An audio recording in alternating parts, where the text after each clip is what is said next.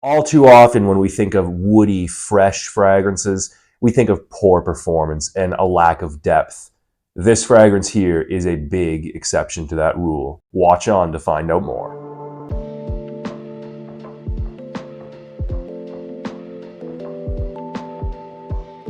Hey guys, welcome back. Today it's Bois Imperial Eau de Parfum by Essential Parfums. So this one here, arguably the most famous work from the house, and it is just such a spectacular fragrance. It really takes fresh, woody, aromatic, and spicy to a whole other level. It's just a really good scent. If you know, you know. The house of Essential Parfums is known for really highlighting each particular perfumer that they use. So instead of focusing on advertising and fancy packaging and marketing, this particular brand just focuses on the artistry of the perfumer himself or herself. They include the perfumer's name on each bottle. It's not the actual bottle that the fragrance was purchased in, but yeah, I'll put up some pictures here. So yeah, the mission of this particular brand is to provide creative niche perfumes at relatively affordable prices, although that affordable price part is a little bit debatable, at least nowadays. So for example, the house features perfumers such as Nathalie Lawson, such as Olivier Pecheux and Quentin Biche. And this one here, actually, Bois Imperial Eau de Parfum, is a work of Quentin Biche. So a lot of you might know Quentin Biche. He's famous for his use of Akigala, a synthetic compound, very prominent in fragrances such as Ganymede by Marc-Antoine Barrois, another creation of Quentin Biche. Also the Kenzo Homme line in the designer realm, quite a well-known fragrance line full of Akigala wood. All of those created also by Quentin Biche. So this is another Biche creation. Love him or hate him, he's making quite an impact in the world of perfumery. He has been for the past several years. And I gotta admit, I am a fan of Quentin Biche's work. Some people may say that his work is synthetic, overly so. Other people may say that his work is a lot of repetition. You know, the releases that Quentin Biche works on are very repetitive. A lot of people will say that. I don't really agree. I mean, I guess I agree partly. He uses Akigala wood in a lot of different fragrances, but I think, you know, most of his creations are different enough to not be redundant in a collection. That's just my opinion. I'm a really big fan of his work. So let's get the actual scent going here. Actually, despite the fact that this is a 50 ml decant that I got on AliExpress, it's actually a pretty decent one. Yeah, so impressive little decant bottle here, 50 ml. It kind of looks like the original Acqua di Gio bottles. Anyway, I'm sure that's what they were going for. But yeah, impressive bottles here, but not nearly as impressive as this scent. So wow, this one here opens up with a lot of Szechuan pepper and basil. So the Szechuan pepper, also known as Timur, is going to give this a very sharp spice, a very peppery, kind of warm, but also kind of screechy, hot spice, kind of reminiscent of nutmeg a little bit. But the Szechuan pepper here is also giving off a very distinct lemony characteristic.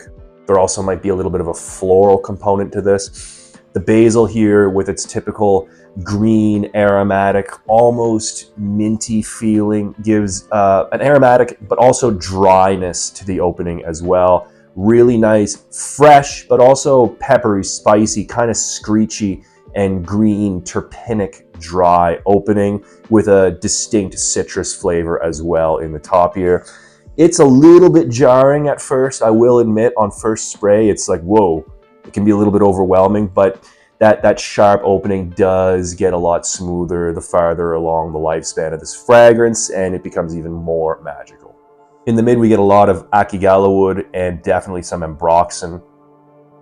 So the Akigala wood note is designed to smell like a mixture of patchouli and oud. Now, I, for one, don't really get the oud characteristics at all. This is more of like a fruity, spicy, kind of earthy, but also dry and woody patchouli. It's definitely a complex note. It is a little bit synthetic, I won't lie to you, especially right in the opening. But again, that synthetic screechiness does die down the farther along the lifespan of this fragrance that you go. Along with that Akigala wood, I definitely get some ambroxan. Although the ambroxan is not It's not very heavy. I do get a little bit of like a salty, musky skin characteristic, and it definitely smells like ambroxan to me, and that's what I get in the mid. Now the dry down is dominated by vetiver and also ISO E Super. The vetiver is gonna be very woody, very dry, grassy, earthy as well, and there's like a touch of smoke. The vetiver in this gives off a hint of smoke, and it works really, really well. Also, there's a bunch of ISO E Super, another synthetic compound made to smell like really dry wood, and there's like just a vague hint of sweetness there from the ISO E Super as well. But mostly we can say it's a very dry wood with a touch of aromatic sweetness. For lack of a better description, that's kind of what ISO E Super smells like to me. So definitely to my nose, the most dominant notes are the Szechuan pepper, the vetiver, and the ISO E Super. But all of those other notes do play their parts, and they are noticeable, just not as noticeable as those three main ones that I just mentioned. So yeah, all in all, this is a very fresh, very woody, vetiver-based fragrance with some aromatics and a little bit of spice. It's very dry. That the dry feeling keeps coming into my head whenever I smell this. And there's also, yes, a little bit of a synthetic bite. I think mostly coming from that Aki Gala wood and the ISO E Super. Now, when I say synthetic, I don't necessarily mean that in a negative way. Sure, the opening is a little bit screechy. Come on, most fragrances use 100% synthetic ingredients nowadays. Even ones with so-called natural ingredients, a lot of times still use a lot of synthetics to the point where they don't really smell that natural. And the fact that it's synthetic does not subtract whatsoever from the overall quality. I think this is a fine, fine fragrance. And yeah, another part of that kind of spiel that I just went on, the synthetic characteristics, give this a very, I want to say, futuristic kind of feeling. I get kind of like a metallic sensation. I don't know where that would be coming from, but it makes me think of, I don't know, robots. It makes me think of shiny metal, along with that really dry, woody vetiver and all the other characteristics that I get in this fragrance here. All in all, just because it's synthetic does not mean it smells bad at all. In fact, I don't know what it is about this fragrance, because upon initial thought, you might think that this is kind of like a little bit mature, very vetiver heavy, very, very woody, spicy in a way. It's just so mass appealing though. Like, this appeals to absolutely everybody who's ever come across it. Every single time I wear this without fail, somebody asks me what I'm wearing. Sometimes they write the name down, they search it up on their phone. Very popular, very, very likable scent profile, despite, you know, what you may think. It's a very likable scent profile, and I include the wearer when I say that. A lot of people might be intimidated when they think about wearing something like this, but turns out that most of the time, people who try this on their skin, people that I've lent this bottle to, people that I give samples to, they all absolutely love it, men and women included.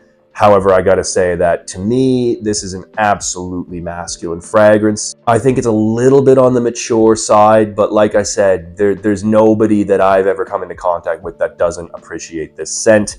It's just so addictive, despite its dryness, despite its very vetiver forward nature, despite its spices, despite its kind of like synthetic, futuristic, I don't know, metallic quality. Really, really mass appealing. And I would say it also kind of leans a little bit more formal as opposed to casual. Like, when I smell this, totally like a tweed jacket, tweed hat, and maybe a pipe for smoking tobacco. Sherlock Holmes type of character. That's what pops into my head when I smell this. It's a very, very professional, yet kind of relaxed and alluring type of scent profile here. I guess I would wear this pretty much anywhere. In fact, the versatility is very high. The versatility is extremely high. I wear this to work. You know, it's perfect for work, but it's also perfect for going out to a fancy dinner. It's perfect for going out on the town with friends, because this one here also has really, really good performance. The initial projection, very, very strong, beyond an arm's length for like the first half hour. Now, the thing about the projection is, after the first half hour, the projection, like, I don't know, the reach of the projection kind of dies down to a little bit less than an arm's length, right? But that projection, that slightly less than arm's length projection, is like super consistent. It projects for like 6-7 hours. I spray this on in the morning. It's still projecting off my skin mid-afternoon. It's insane. It's just really, really, really good performance, especially, like I said, the consistency of the sillage and the projection, not necessarily the reach itself, if that makes any sense. Also, the longevity, super, super good. At least 10 hours on my skin, although at that point it is starting to dry down to a skin scent. But yeah, it's for an EDP concentration, this has got some really, really good projection, very consistent projection being the most noteworthy part here. The next part is the price. This is actually a relatively affordable scent. For example, in North America, the price oscillates between 80, 90 bucks for a 100 milliliter bottle. I mean, that's, you know, cheaper than a lot of designer fragrances nowadays. Same in Europe, although in Europe here it's a little bit less expensive. You can get this anywhere between 70 and 90 euros, again, for a 100 milliliter bottle. That's a super solid price, man. Again, you know, cheaper, on par with a lot of designers out there nowadays. But yeah, it's an amazing fragrance if you're fans of like vetiver especially, but woody fragrances in general, very fresh, some spices and citruses. Ooh, you're gonna love this one. Now, if you don't have a chance to sample this, I'll give you a couple of similar fragrances that this reminds me of right off the top of my head. It's similar to Terre d'Hermès in a way, although this has less citrus. It's similar to Montal's Vetiver Patchouli. It's similar to Jovoy's Incident Diplomatique. And maybe way off in the background, I get like a fuzzy reminder of like an Acqua di Gio kind of thing going on. But yeah, again, it's not the exact same. Oh, by the way, how can I forget Tom Ford's Grey Vetiver? Very similar, actually, very similar. If you like Tom Ford's Grey Vetiver, but you just want something with really good performance, this is the one you should be checking out. Anyway, like I said, it smells similar to all those fragrances, some more than others, but it's still its own thing. This thing it's got a uniqueness to it. It's a special fragrance. And with that, I'm going to close this review, guys. This has been Bois Imperial Eau de Parfum by Essential Parfums. Do you guys know this one? Are you a fan of the house? What do you think of this one? Anyway, guys, I'm going to take off for now, but until next time, keep it real.